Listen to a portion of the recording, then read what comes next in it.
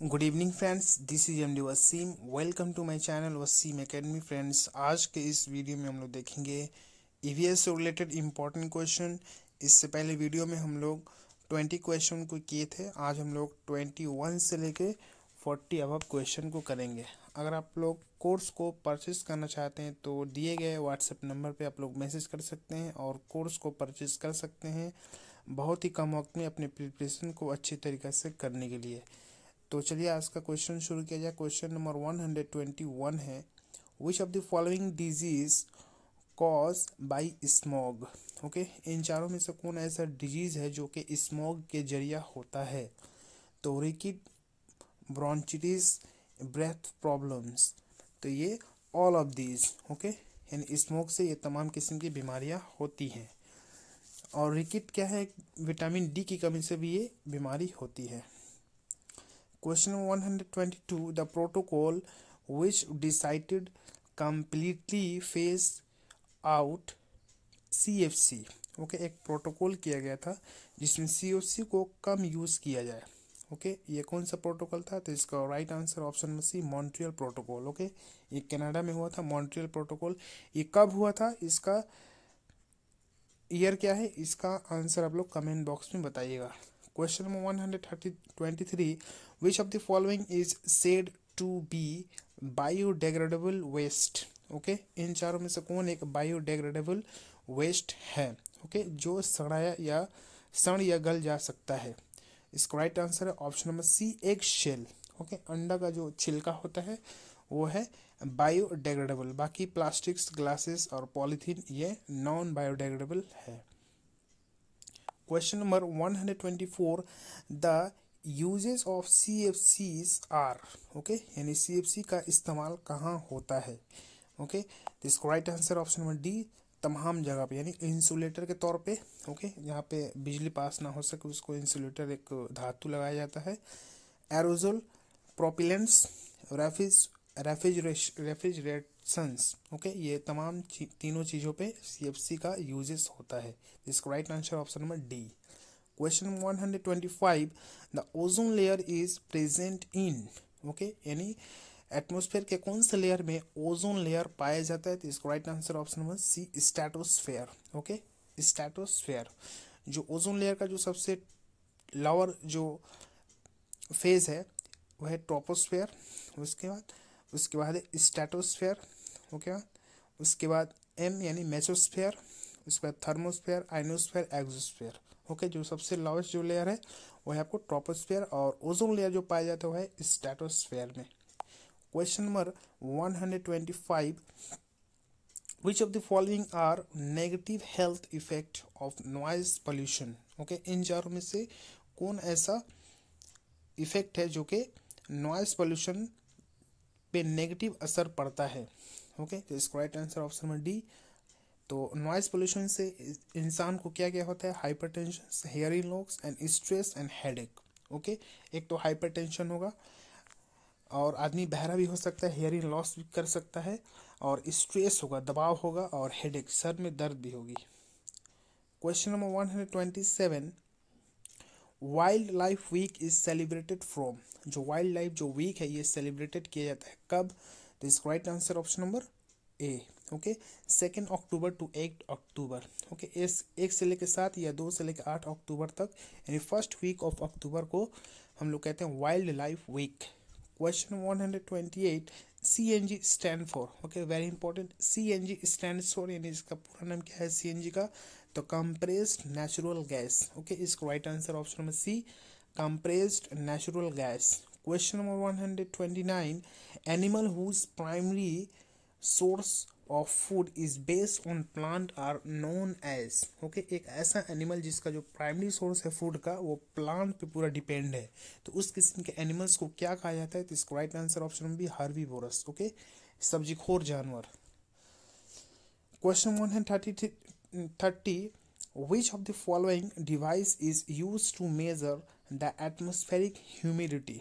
Okay, कौन सा वो इंस्ट्रूमेंट यूज़ किया जाता है या डिवाइस यूज़ किया जाता है एटमॉस्फेरिक ह्यूमिडिटी को नापने के लिए? तो इसका राइट आंसर है, ह्यूमिडिटी को नापने के लिए एक इंस्ट्रूमेंट यूज़ किया जाता है जिसका नाम है हाइग्रोमीटर। Okay, hygrometer.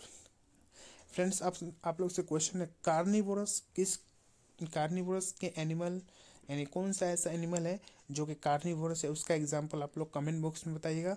और ओमनिवोरस ये किस टाइप का एनिमल्स है या इसका एग्जाम्पल क्या होगा, इसका आंसर आप लोग कमेंट बॉक्स में बताइएगा। अच्छा, इसका ऑप्शन देख लेते हैं। तो ये होगा हाइग्रोमीटर, ह्यूमिडिटी को नापने के लिए। इसका मतलब फोटोमीटर है, यानी फेटोमीटर ये समुद्र की गहराई, डीपनेस ऑफ द सी और ओशियंस, यहाँ पे इस्तेमाल होता है। एक्सोनोमीटर, इसका आंसर भी आप लोग कमेंट बॉक्स में बताइएगा। Question 131, which year declared as the water year by the Indian government. Indian government के हिसाब से किस साल को पानी का साल कहा जाता है? तो इसका right answer option number D 2007। Okay, 2007 साल को। Question number 132, what kind of ecosystem is known as sustainable. Okay, sustainable जो इकोसिस्टम है इसमें किस टाइप का इकोसिस्टम पाया जाता है? ओके, तो इसका ऑप्शन देख लेते हैं। Option number 1, the one in which the species are all species are in balance, the one in which there are the one in which there are no animals, या option number C, the one in which animals feed on each other। इसका right answer option number 1, the one in which all species are in balance. यानी ecosystem का ही मतलब होता है कि एक स्पीसीज दूसरे स्पीसीज कोई एक पर्टिकुलर माहौल में रह रहे हैं और एक दूसरे के अंदर तामुल एक्शन है और वो आपस में एक बैलेंस बना करके रखे हैं। Question 133, which of the following statement is true. इन चारों में से कौन सा स्टेटमेंट ट्रू है? ओके, इसका right answer option number 1, ecosystem में vary in size. Okay, ecosystem vary करता है साइज में। 134 number question, plants growing under direct sunlight are known as. Okay, एक ऐसा प्लांट जो कि डायरेक्ट सनलाइट में ग्रो होता है, इस टाइप के प्लांट्स को क्या कहते हैं? इसका right answer heliophytes. Okay, heliophytes. 135 number question, what type of food chain is it. यहाँ पे जो एग्जांपल दिया हुआ है ये किस टाइप का फूड चेन है? सबसे पहले है डियर यानी एनिमल्स, उसके बाद ब्लॉली, मैगूट, उसके बाद मैगूट्स, फ्रॉग एंड स्नैक। ओके, तो ये किस टाइप का फूड चेन का एक लिस्ट है या सीक्वेंस है? तो इसका right answer option number 1, detrital food chain. ये एक डेट्रिटल फूड चेन है। ओके, सबसे पहले डेड एनिमल्स जो है, डेड एनिमल को जो मैगूट होता है, ब्लॉफली मैगूट, उसको खाएंगे लोग। उस मैगूट्स को जो बड़े बड़े मैगूट्स होते हैं वो खाएंगे लोग। फिर उस मैगूट्स को फ्रॉग यानी मेंढक खाएगा और मेंढक को स्नेक खाएगा। तो इस किस्म के जो फूड चेन बनते हैं उसको डेट्रिटल फूड चेन कहा जाता है। 136 में question, the pyramid of energy is always upright states that. यानी जो पिरामिड है एनर्जी का ये हमेशा अपराइट यानी ऊपर की तरफ ही शो किया जाता है। आखिर इसका मेन रीजन क्या था? Right answer option number 1, the energy conversion efficiency of herbivorous is better than carnivorous. Okay, यानी हर्बीवोरस की जो एफिशिएंसी है बेटर है कार्निवोरस के तुलना में।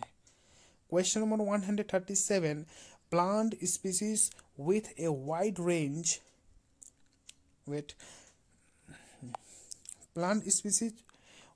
wide range of genetic distributions evolve into a local populations known as। Okay, इन एक ऐसा प्लांट का स्पीसीज जो कि एक बहुत बड़े रेंज में फैला हो। ओके, और उन लोगों में जेनेटिक जो डिस्ट्रीब्यूशन है, ओके, जिननी जो डिस्ट्रीब्यूशन है इवॉल्व करता है एक खास पर्टिकुलर इलाके या लोकल इलाके पर। तो इसको क्या कहते हैं? इकोटाइप। ओके, इसका right answer ecotype. 138 number question, edaphic factor refers to. तो ईडेफिक का मतलब सॉइल, मट्टी। इसका राइट आंसर है option number B, soil. 139 number question, the following is an example of terrestrial biome. इन चारों में से कौन एग्जाम्पल है टेरेस्ट्रियल यानी जमीनी बायोम का? तो इसका right answer tropical rain forest. Okay, tropical rain forest example है टेरेस्ट्रियल बायोम। 114 क्वेश्चन आज के लास्ट क्वेश्चन होगा, क्वेश्चन नंबर 140 है terrestrial biome has a rapid exchange of. जो टेरेस्ट्रियल बायोम है ये इसमें बहुत ही तेजी से एक्सचेंजेस दिखाई दे रहा है। आखिर इसका मेन रीजन क्या है? तो CO2 यानी carbon dioxide, oxygen O2 and water H2O। इस right answer all of this. Okay, तो these are the important questions for EVS for WB primary TETs. Okay, I hope कि आप लोगों को वीडियो पसंद है तो इसको लाइक शेयर करना ना भूलें। चैनल पे ना तो प्लीज़ सब्सक्राइब और बेल आइकन को हिट कर ले लेटेस्ट अपडेट के लिए। और PDF चाहिए तो आप लोग व्हाट्सएप ग्रुप को ज्वाइन कर सकते हैं या कोर्स को परचेस कर सकते हैं फुल कंप्लीट पैकेज के साथ। और कोर्स का जो परचेज है, जो प्राइस है 199 199 तो फ्रेंड्स मिलते हैं नेक्स्ट वीडियो में। आज की वीडियो बस इतना ही। Thank you friends, thanks.